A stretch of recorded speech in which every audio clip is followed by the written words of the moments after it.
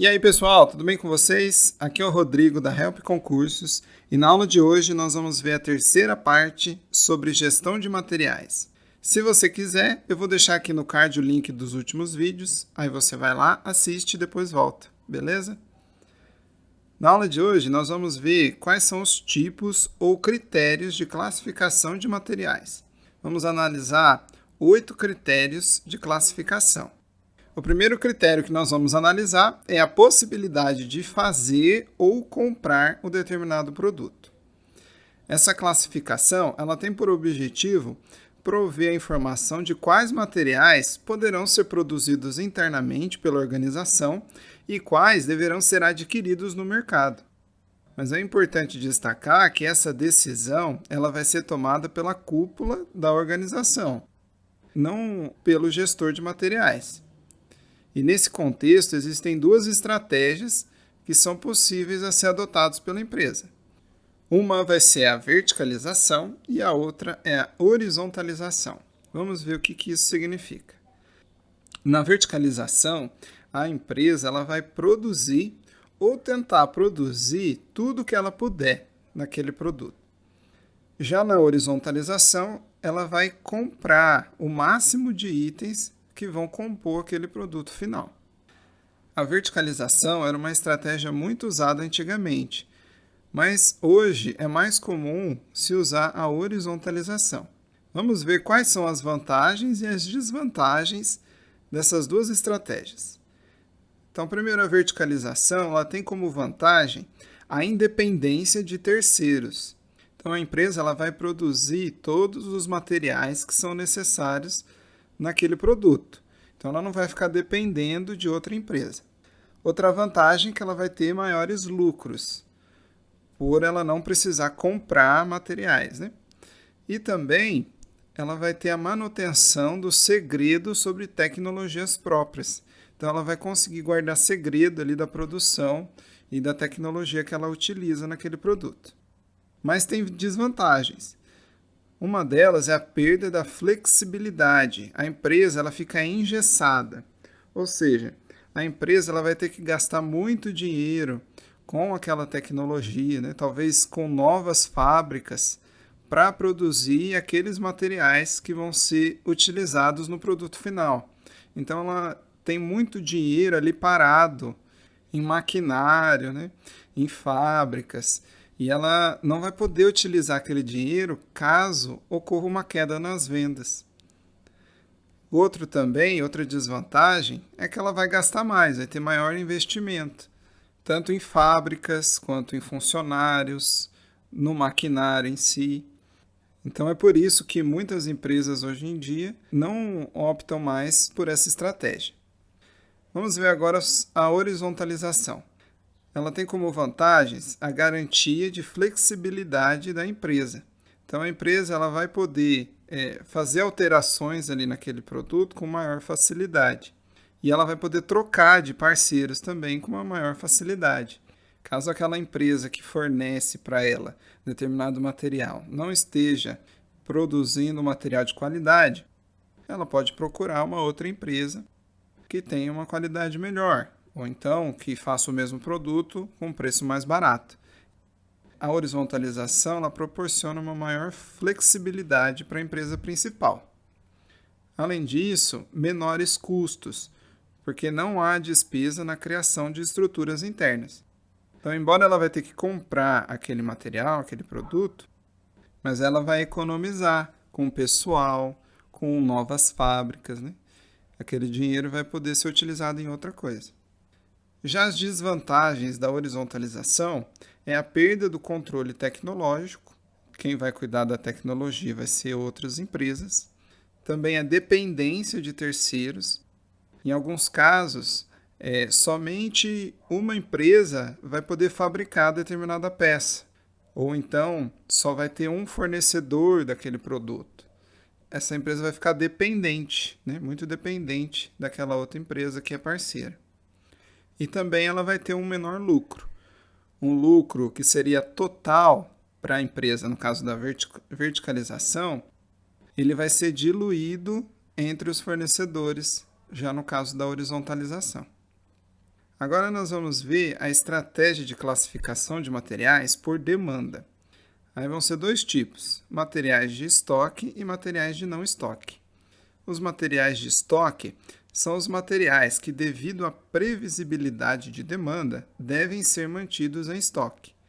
Então, coloquei como exemplos aí caneta, papel sulfite, toner, etc. Então, são materiais que eles são bastante utilizados ali na empresa, no escritório. Então, vai ter necessidade de manter um estoque daquele material. Já os materiais de não estoque são materiais que, devido à imprevisibilidade de demanda, não tem necessidade de estar em estoque.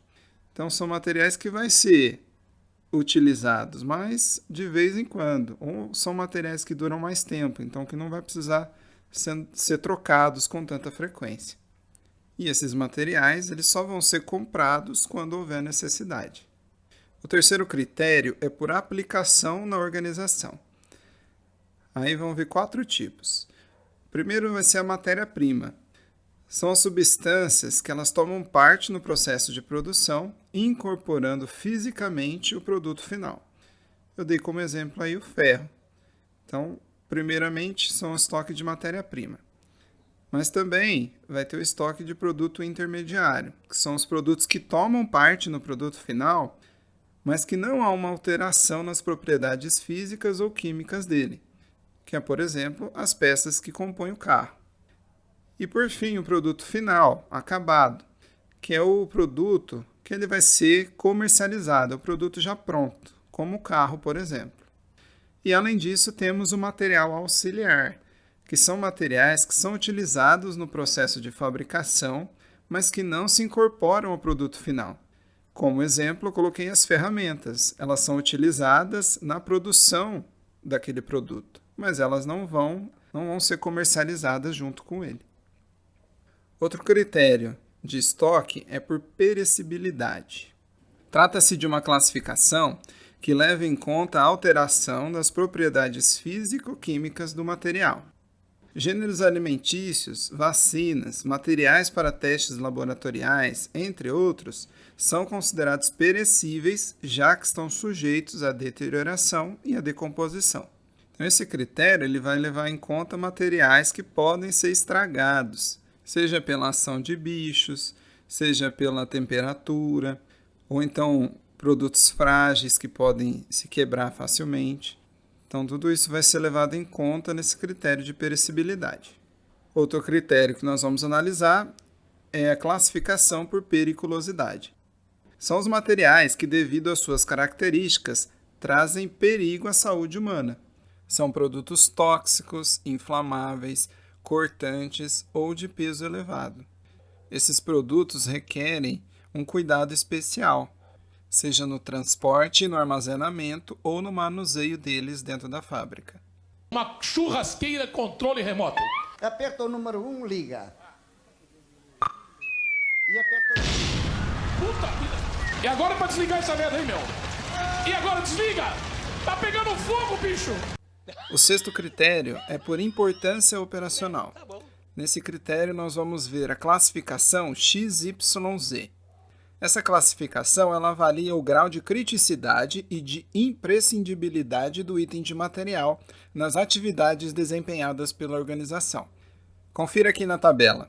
Os materiais da classe X são materiais de baixa criticidade, cuja falta não implica paralisações na produção, nem riscos à segurança pessoal, ambiental e patrimonial.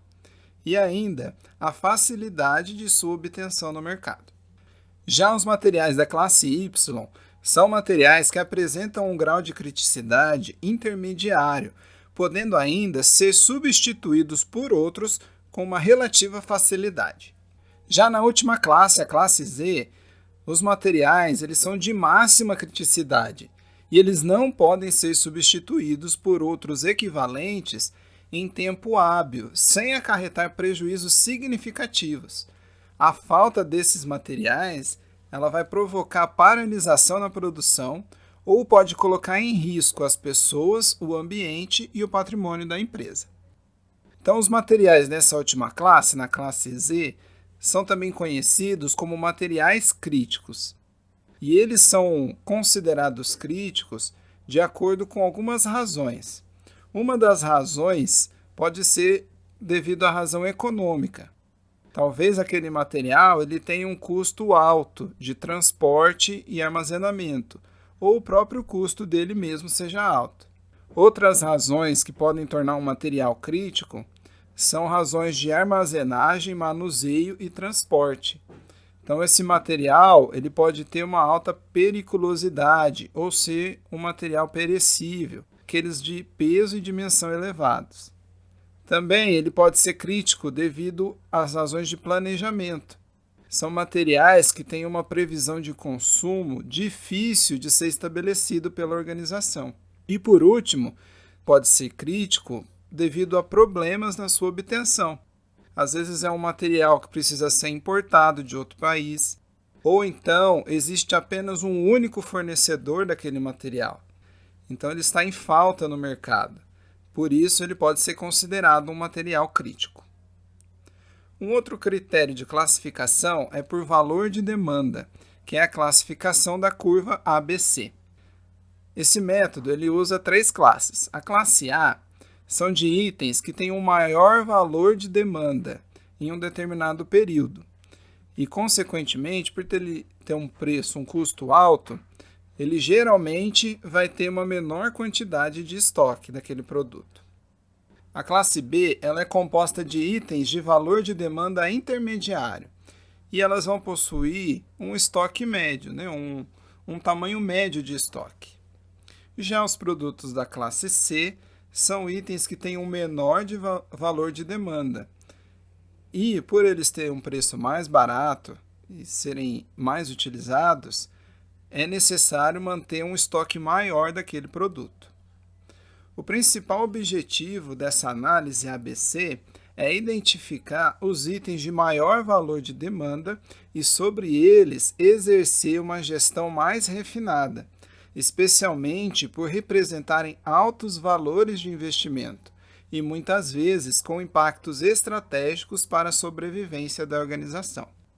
Então, nesse critério, é importante a gente frisar que quanto maior o valor, menos estoque eu vou ter daquele produto.